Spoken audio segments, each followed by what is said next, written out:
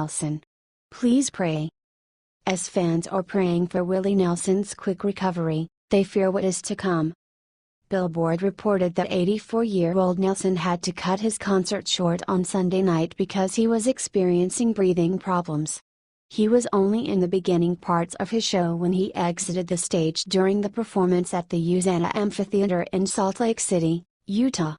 Worried fans were relieved to find out that their idol was doing much better via Twitter post. This year there have been numerous rumors about the state of Willie Nelson's health, especially because he has had no choice but to cancel a number of tour dates due to a peculiar illness that he never revealed to the public. I got up 2 or 3 times in the last couple of years and read the paper where I passed away, so I just wanted to let him know that's a lot of horses. T. Nelson has previously said.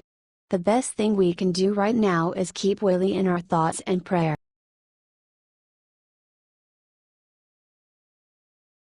Trump is seriously considering making his first pardon. You'll cheer when you know to who. It has been communicated that President Donald Trump is seriously considering pardoning former Arizona Sheriff Joe Arpaio. Arpaio was recently found guilty because he refused to follow a judge's orders to stop profiling suspected illegal immigrant drivers. Trump went as far as telling Greg Jared from Fox News that the pardon could take place in a matter of days. Fox News has reported more details on the charges. Both men initially aligned on the issue of illegal immigration, but commentators claimed that the report proved Trump sides with racists. This would be Trump's first presidential pardon if he chooses to follow through with it. Could you imagine?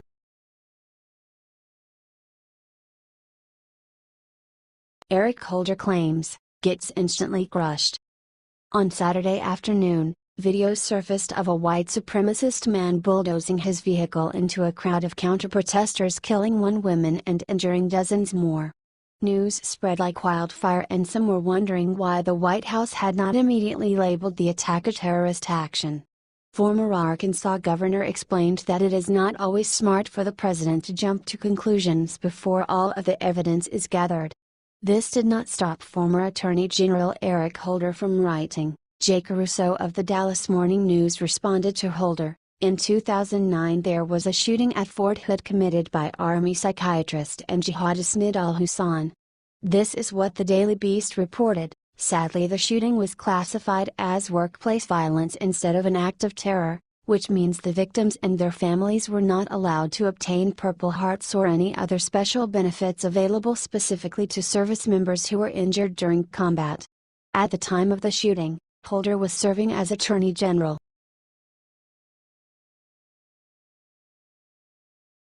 Maxine Waters calls Trump White House the white supremacist's house. She gets a massive wake-up call. A few days ago, Representative Maxine Waters, D. California, called for the impeachment of our president. Waters took to Twitter to discuss her thoughts about the White House and its ties to the violence that ensued over the weekend in Charlottesville, Virginia. She reminded us of the horrifying Trump rallies that have already scarred the country. To clarify, what the president actually meant was that if people were smart, they would just get the protesters out of his rallies. He even offered to pay the legal fees of any person willing to defend him and others from violent protesters.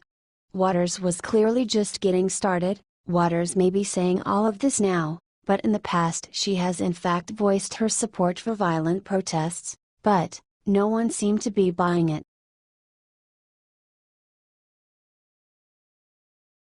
Breaking: Fox News reveals Eric Bolling's replacement. Fans are surprised.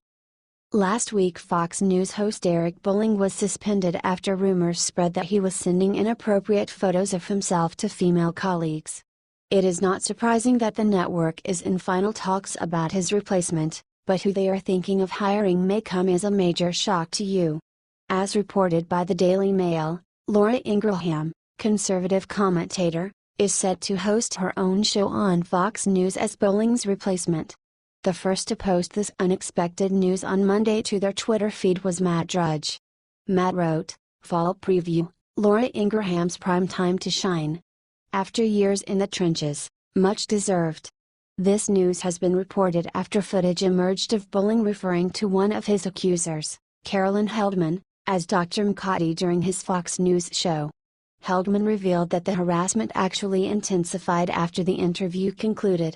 Heldman expressed all of this in a lengthy Facebook post. Bowling said he wanted to fly me out to New York for in-studio hits and to have fun. He asked me to have meals with him on several occasions, but I found excuses not to go.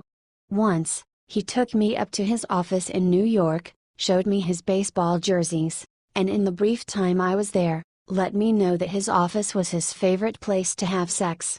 She continued, "My only surprise is that it took this long for people to come forward about Bowling's behavior, which has been wildly inappropriate for years. Unfortunately, this is bad news for fans of Bowling, as many were hoping that he would be able to bounce back from these accusations. It would seem that his career with Fox News is really over now that Ingraham is set to be his replacement. Do you think she will make a good Fox News host? Is she a good replacement for..."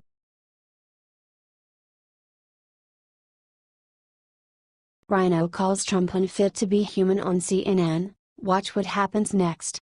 Although CNN claims that they are not a biased network and their reporters represent both political parties, they have just fired Jeffrey Lord. He was their last remaining on-air personality that advocated for our president.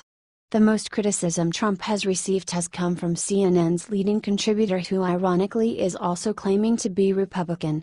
This so-called Republican Anna Navarro freaked out on live TV and started blurting out statements about how our president was unfit to be human. She continued her rant, at a moment when the country so badly needed to hear from the President of the United States about healing and unity and condemning white supremacy and condemning racism and condemning neo-Nazis. He was a coward. She carried on, he didn't have the spine to behave like a leader of the United States. And I feel that is shameful. I'm glad the Republican leaders are calling him out on it. I'm glad elected leaders in the Republican Party are finally stopping looking the other way and confronting the fact he's not only unfit to be president. In my book, his lack of empathy, his lack of leadership, his lack of courage, he's unfit to be human. Look, he had an opportunity. He's had 2 days. He's had more than 2 days to address this, and he has failed to do so. To do so now under duress because of public perception, because of public pressure. Thank you, buddy. I really don't need it. Finally, she concludes, I think it's spiritual leaders, I think it's the governors, I think it's the other elected leaders, I think it's US citizens, I think it's regular people who need to step up. And we need to be the ones that unify and heal ourselves, because the President of the United States is a shameful nincompoop and capable of doing it on his own. Does Anna Navarro deserve to get fired for this?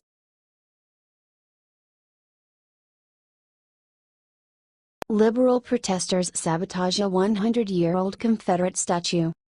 Horrifying videos have gone viral that expose liberals for once again trying to destroy anything related to Confederate history in Durham, North Carolina.